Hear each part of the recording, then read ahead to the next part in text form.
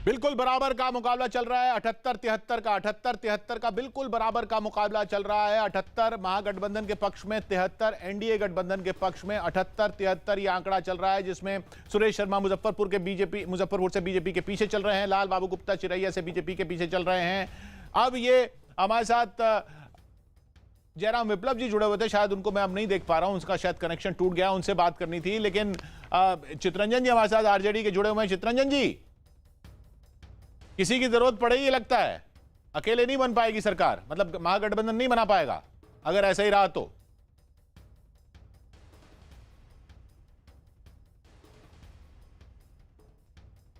चितरंजन जी से भी शायद संपर्क नहीं बन पा रहा है। हमारे साथ अनुराग बने हुए हैं लाइव रिजल्ट अब से। अनुराग, 78-74 क्या दिख रहा है अभी? कुछ तस्वीर साफ हो रही है? देखिए जिसकी हम बात कर रहे थे, अब वो ट्रेंड्स आने शुरू हो गए हैं। मंत्री कुछ पिछड़ने शुरू हो गए हैं।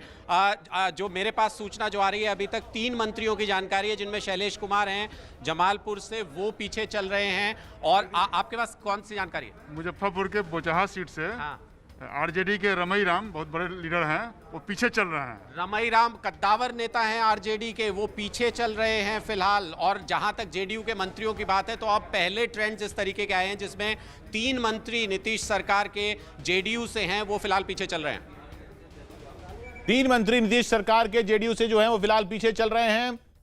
अभी तक की जो रुझान आ रहे हैं 158 सीटों के, उनमें 78-75 बिल्कुल कांटे का मुकाबला चल रहा है। 78-75, 78 महागठबंधन के पक्ष में, 75 एनडीए के पक्ष में, 1 एलजेपी, 4 अन्य में 3 बीएसपी, 1 एमआईएम। 77-76 हो गया, 77-76। 50 आरजेडी, 16 कांग्रेस, 11 लेफ्ट।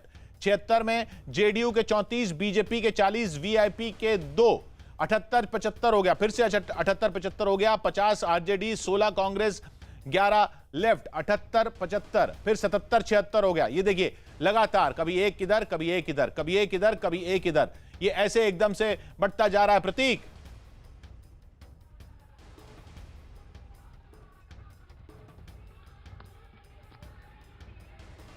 आवाज मिल रही है?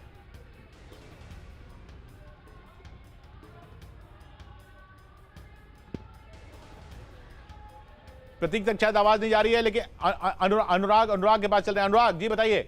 किशोर, एक और जो बड़ा रुझान हमारे पास आ रहा है, जो यादव परिवार से ही है, लेकिन बसपा से चुनाव, गोपालगंज से बसपा पार्टी से साधु यादव आगे चल रहे हैं फिलहाल। साधु यादव को वहां से लीड है, तो बीएसपी भी एक लिहाज से देखे तो अपनी जितनी उसकी बिहार में जिस तरीके की राजनीतिक हैसियत है, उस हिसाब से अच्छा कर रही है। जी हाँ, ये खबर जैसा अनुराग बता रहे हैं, एक सीट के बारे में आपको तक आंकड़ा पहुंच रहा है। ढाका से आरजेडी आगे चल रही है, रीगा से कांग्रेस पीछे चल रही है, अमित कुमार पीछे चल रहे हैं। 77-76 का आंकड़ा, इसमें बथना से बीजेपी पीछे चल रही है।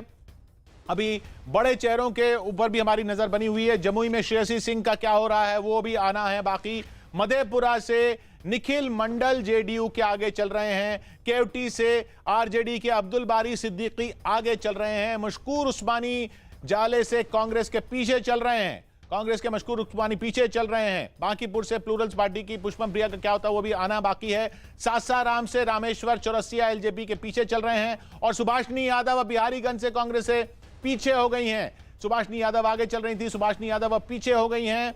सुभाषिनी यादव शरद यादव की बेटी।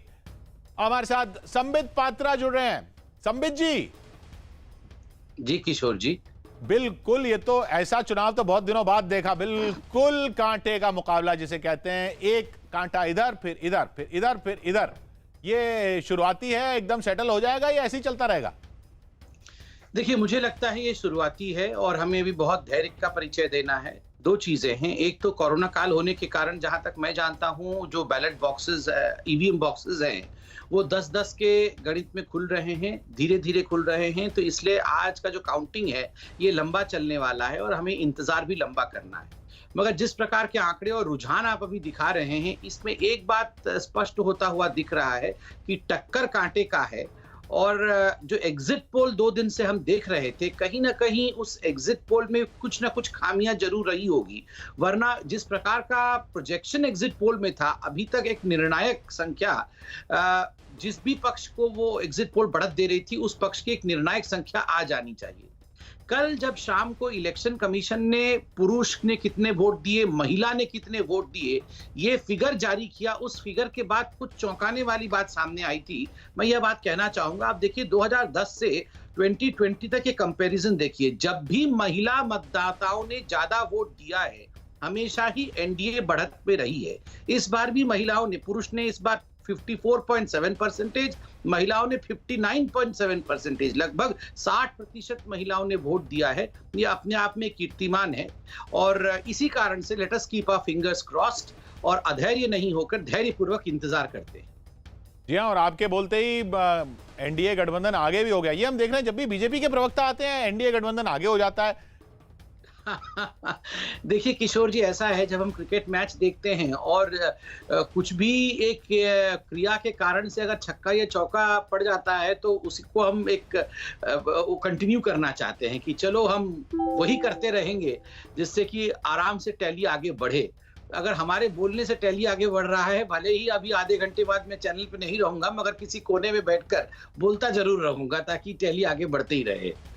या हाँ, आपके 83-79 देखिए लगातार बढ़े जा रही है टैली। और ये बात आपने बिल्कुल सही कही कि आकलन जो थे कि भाई स्वीप हो जाएगा, महागठबंधन ने ऐसी चुनौती दे दी है, ये कर दिया, वैसा अगर होता, ये बात बिल्कुल सही है, चाहे शुरुआती रुझान है, अगर वैसा होता तो कुछ तो ऐसा दिखता।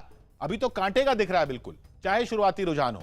ये अपने आप में एक पॉइंट है जो नोट करने का है। और ये बात 2015 में भी दिखी थी संबित जी, याद है आपको? 2015 में एनडीए को बहुत बढ़त दिखाई गई थी एग्जिट पोल में और फिर हुआ उसका उल्टा था। नहीं, बिल्कुल मैंने कहा इसलिए अति उत्साही होने की कोई आवश्यकता नहीं है। और याद रखिए पहले जब कोरोना काल नहीं होता था तो 10 बजे से लेकर 12 बजे का ये 2 घंटा का जो समय होता था इसको हम डेंजर पीरियड कहते थे, क्योंकि जिसकी बढ़त दिखाई जाती थी कई बार वो पीछे हो जाता था और जिसको पीछे दिखाया जाता था कई बार वो बढ़त हासिल कर लेता था। किंतु इस बार कोरोना काल होने के कारण मेरा मानना है कि 12 बजे से लेकर 1:30 बजे तक का समय डेंजर पीरियड रहेगा। इसलिए उससे पहले ना तो हतोत्साहित होना है और ना ही अति उत्साहित होना है, बहुत ही धैर्य के साथ इंतजार करना है। ये आंकड़े अभी बहुत, कोई छलांग लगाएगा तो कोई बैठेगा, इसलिए बहुत धैर्यपूर्वक इसे देखते रहना है। किंतु एक बात मैं स्टिक कर रहा हूं, कहीं ना कहीं एग्जिट पोल में जिस प्रकार का प्रोजेक्शन था वो प्रोजेक्शन अभी शुरुआती रुझान में भी दिख नहीं रहा है, क्योंकि कुछ एग्जिट पोल ने बहुत बड़ा रुझान आरजेडी की तरफ दिखाया था। अगर ऐसा होता तो अभी भी वो रुझान उसी प्रकार का छलांग दिखाता आरजेडी की ओर। वो छलांग हमें आरजेडी की ओर दिख नहीं रही है। और उधर मध्य प्रदेश में अभी 13-5 का आंकड़ा